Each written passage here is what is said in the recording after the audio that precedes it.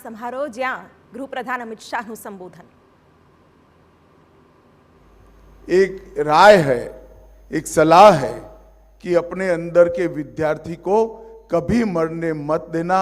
विद्यार्थी ही हमेशा प्रगति करता है।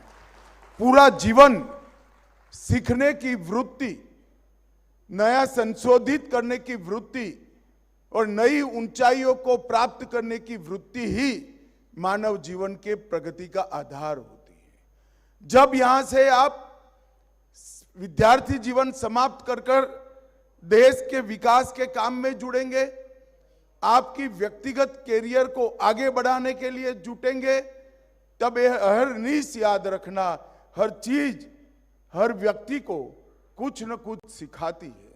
जो आंखें मूंद लेता है वो स्थगितता प्राप्त करता है, और जो आंखें खुली रखकर सीखता रहता है वो उन्नति प्राप्त करता है, ऊंचाइयां प्राप्त करता है।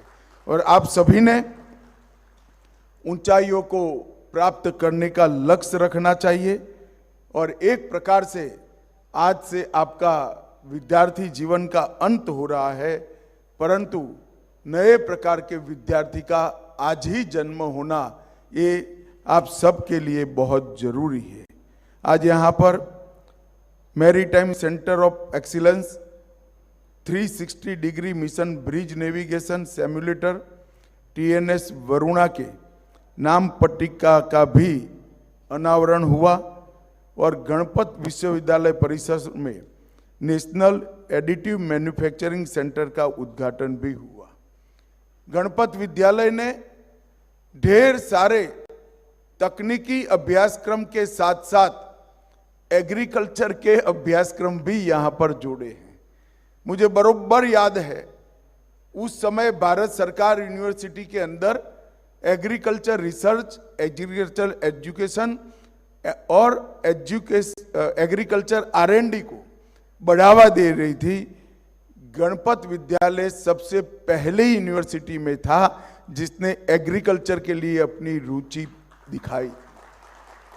और यही बताता है कि जीवन में हर काम का, हर विधा का और हर प्रोफेशन का अपना एक महत्व है।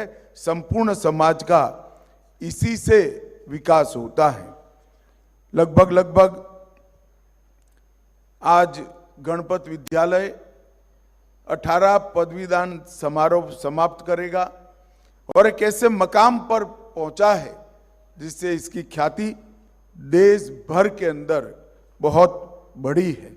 आज 16 डिप्लोमा कार्यक्रम, 60 UG प्रोग्राम, 7 PhD, ये सभी को आगे बढ़ाने का काम गणपत विद्यालय कर रहा है।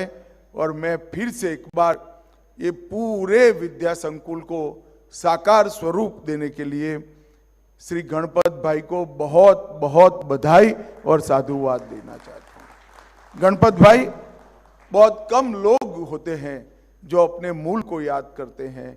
बहुत कम लोग होते हैं जब जीवन में अच्छा समय आए तब वो खुशियों को सबके साथ बांटने के लिए पुरुषार्थ करते हैं, परिश्रम करते हैं।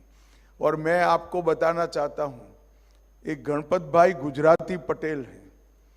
मैं यहाँ आया लगभग 1.5 घंटा हुआ, 1.5 घंटे में 4 मांगे उन्होंने सरकार के सामने रख दी।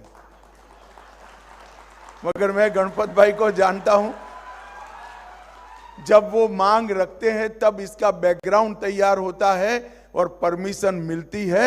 इसको 100% क्रियान्वयन कर सफल करने का रोड मैप भी तैयार होता है।